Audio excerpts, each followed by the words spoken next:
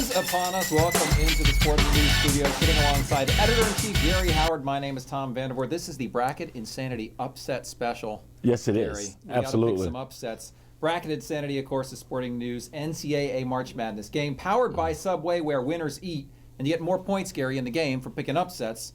So we got to pick us some upsets today. Well, you're going to start right over with my favorite wish, and I'm wishing, totally wishing, that Lehigh University knocks off the Duke Blue Devils in Greensboro on Friday night. That's the big upset of the week. That's your lock of the week. That's my lock of the week. It's not a lock. It's only in my heart. 85% heart, 15% analysis. But C.J. McCollum from Lehigh University is a heck of a player, and Austin Rivers is going to find that out on Friday night. Could be a very interesting game because I think Duke is a little bit vulnerable. They don't really play the defense that they used to play. Well, I think Lehigh's a little better than what Duke anticipates, and Lehigh is a team that actually lost 90-81 on the road to Michigan State. So, yes, they can play. All right, let's stay in the ACC and let's talk about Florida State. ACC tournament winner, a very up and down team, in my opinion. They take on who? They take on St. Bonaventure. With Florida State, which Florida State is going to show up? The one that lost at Harvard, the one that lost at Princeton, the one that lost to Boston College? What? Boston College is terrible. Terrible, like Charles Barkley says. Absolutely terrible. And they lost at Boston College. So which one is going to show up? The one that ended the season, beating Duke and North Carolina? Which Florida State team is going to show up? That's the key to that game. Absolutely. Now let's talk about Georgetown, because this is a team that lost to VCU last year.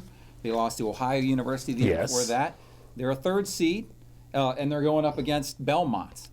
And Belmont, look at Belmont. Belmont started the season off 7-5, but finished with a 14-game winning streak. Not too bad, but at the same time, you got to look at who Georgetown lost to. Yeah.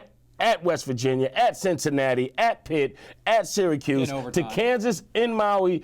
And, I mean, come on, Georgetown is a really solid team, well coached by John Thompson III. Yep. I don't know if Belmont can get over the hump there against Georgetown, but it sounds like a good upset special right now. I'm just saying. Now, speaking of Ohio, we mentioned them. They play Michigan. Tim Hardaway Jr., John Beilein coach team. Ohio is a very potent team, I think. Well, if you listen to Chris Littman from the Sporting News, they're a great team, and the Bobcats are going to be tough, led by DJ Cooper, point guard, who's already set the school assist record, and he's only a junior. They have Walter Offit starting as well, and he's an off guard, sort of a wing player. They're pretty good, but can they go about and beat Michigan? I'm not so sure that they can get over the hump with that one. That's going to be a tough game for them, but for a lot of people in the state of Ohio, they're looking for this game, and they're split so many different ways with this one. Yep. That's a game I'm not going to miss, Tom. Absolutely, and if they shut down Hardaway, I think they got a chance in that one. Now, you talked about Kansas, a big win for Davidson at Kansas this year. Now Davidson goes and plays Louisville, which a great run in the Big East tournament, which is what UConn used to propel themselves to a national championship last season. What do you think about that game? Well, I'm not so sure about it. Davidson, is Steph Curry going to come back and play? Not to the best of my knowledge. Best of my knowledge, he's still playing for Golden State Warriors, so he's not going to be in the game. So, I mean, that's going to be pretty difficult. Louisville is a great team when it comes to the tournament. They played really well in the Big East tournament, taking down a number of folks on their way to the title. Can Davidson get over the hump? The Wildcats without Steph Curry on the bench? I don't know. It's a good team, well coached, runs his offense real well, but can they get over the hump? I'm not so sure about this one. I'd probably give you maybe a 20% chance of Davidson upset Louisville. Thank you. We got so many teams we're doing. There's too many teams. All right, let's pick a couple teams a little closer in seed. A signature win this year for UNLV against North Carolina. They go up against Colorado. Now, Colorado out of the Pac-12, not a very strong conference this year, Garry. So, I don't know. What do you think about Colorado taking down UNLV? I think Colorado has a chance out there. UNLV has played great at some times and not so great at other times. Sort of been very inconsistent this year. Colorado is a well-coached team. They can actually get the ball inside the paint. They got a good transition team. If they can continue to get out early against UNLV, they can hold their own against UNLV. I just think that's a possibility. Now, Baylor has had a great season this year. They play in a very tough conference. They're a third seed. And they go up against South Dakota State, a team nobody. The Jackrabbits. The Jackrabbits. Nobody really knows about this team. Very good guard, Nate Walters. Baylor, to me, could be a little flaky at times.